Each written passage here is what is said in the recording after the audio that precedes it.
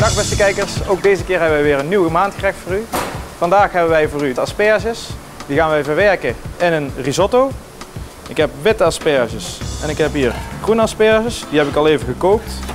Voor de risotto gebruiken we wat ui, wat knoflook, wat witte wijn. We gebruiken daarvoor groentebouillon, extra smaak. We hebben wat parmezaanse kaas, smeugen. Ook de room hebben we hier voor het smeugen. Ik gebruik wat kruiden en ik heb verschillende soorten vissoorten, in dit geval zalm, snoekbaars, roodbaars en we gebruiken scampi's. Nou gaan we beginnen met de groentebouillon warm te maken. Intussen ga ik de rijst koken. Eerst de ui en de knoflook lekker aanfruiten.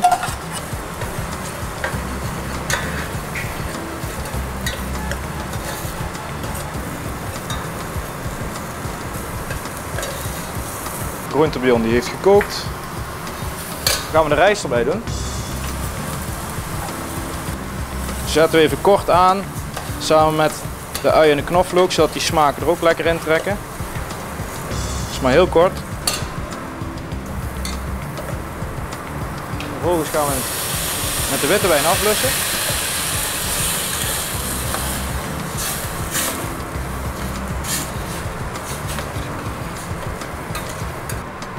En dan gaan we een klein beetje groentebouillon bij toevoegen.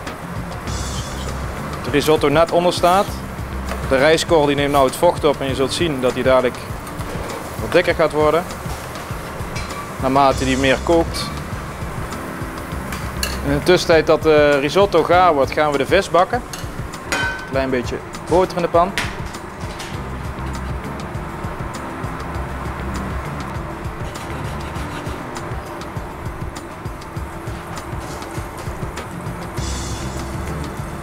Dan gaan we die lekker op het huidje bakken van de vis.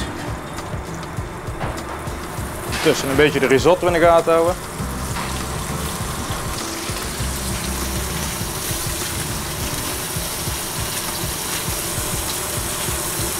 Zo, dan doen we de asperges erbij. Die hoef ik alleen maar een beetje op te warmen omdat ik die al gekookt heb, zijn ze al gaar.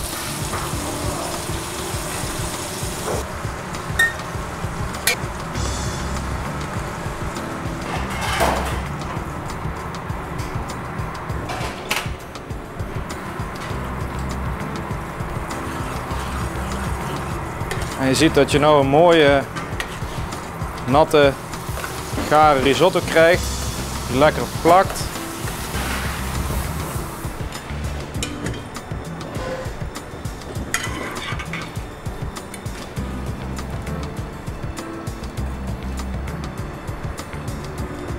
En ook dit gerecht is weer de hele maand te verkrijgen bij Hotel Asteria. Eet smakelijk!